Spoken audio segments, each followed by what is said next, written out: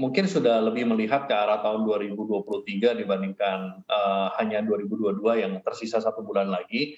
Jadi memang kami mencoba, menitik beratkan pada sektor-sektor yang saat ini masih value ya, kalau kita lihat seperti misalnya consumer, yang punya tendensi di T-1 tahun sebelum pemilu itu memiliki kinerja yang lebih baik, ya karena, kalau kita lihat di sini, consumer ini salah satu sektor yang sudah terpukul di 2-3 tahun terakhir, karena pandemi Covid, karena kemudian kenaikan harga bahan baku tahun ini dan margin mereka tertekan, sehingga ini menjadi salah satu sektor yang underperform.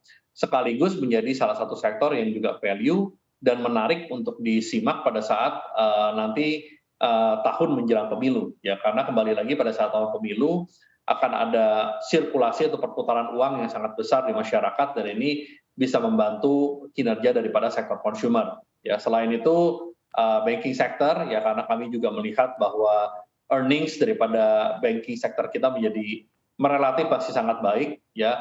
Asset quality daripada banking sector kita juga terus improve ya. Demikian pula pemulihan daripada pertumbuhan kredit yang tahun depan kami perkirakan bisa mencapai angka di kisaran sekitar 10%. Ya ini tentunya juga akan membantu kinerja sektor perbankan. Terakhir mungkin kami juga masih melihat sektor energi ini bisa memberikan kinerja yang positif dikarenakan tensi geopolitik global relatif masih tinggi dan ini bisa mengakibatkan uncertainty atau fluktuasi di harga energi dan juga memang karena secara supply dan demand di sektor energi itu relatif masih sangat ketat. Ya, itu kenapa kami masih fokus, kami melihat 3 sektor ini menarik untuk bisa memberikan kinerja yang maksimal dalam portofolio reksadana saham kami. Sementara untuk reksadana pendapatan tetap, kami mulai melihat durasi yang saat ini kami kelola lebih rendah dibandingkan benchmark. Secara perlahan mungkin kami mulai menyesuaikan dengan benchmark untuk melihat apakah pada saat inflasi peak kita bisa melihat lagi lonjakan pada harga obligasi. Baik, Pak Steven, lalu mengenai pasar SBN seperti apa, Pak Steven?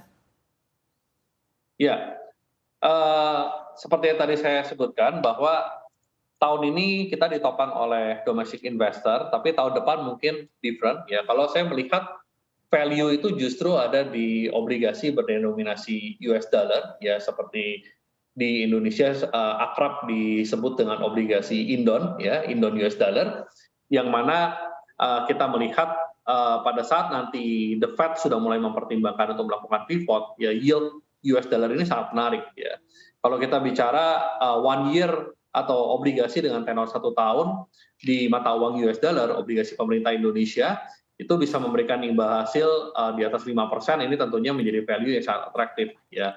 Demikian pula kalau kita bicara di US yang saat ini memberikan imbal hasil 1 tahun itu sekitar 4,7, sehingga kita masih punya premium sebesar 50-75 basis dibandingkan yield obligasi Amerika Serikat. Nah ini menurut saya obligasi US dollar bisa menjadi value yang sangat menarik karena ini salah satu aset yang terpukul sangat signifikan di tahun 2022 dan tentunya sebagai investor kita harus melihat value ya, value mana yang atau diskon mana yang paling signifikan dan ini termasuk salah satu aset yang memiliki diskon paling signifikan.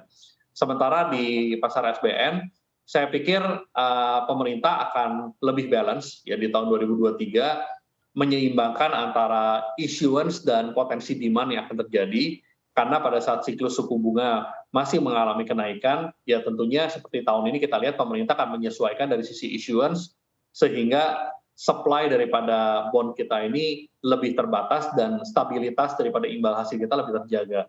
Namun saya melihat bahwa minat daripada investor domestik terhadap bond market kita sebenarnya tidak surut, hanya memang kita perlu mengembalikan yield differential kita ke arah yang lebih menarik agar foreign investor itu bisa kembali masuk ke kita punya bond market. Mungkin dari saya sekian. Baik, Pak Steven, lalu adakah memang sentimen positif ya yang bisa menjadi penopang rupiah dan juga IHSG di sisa tahun 2022 ini, Pak Steven?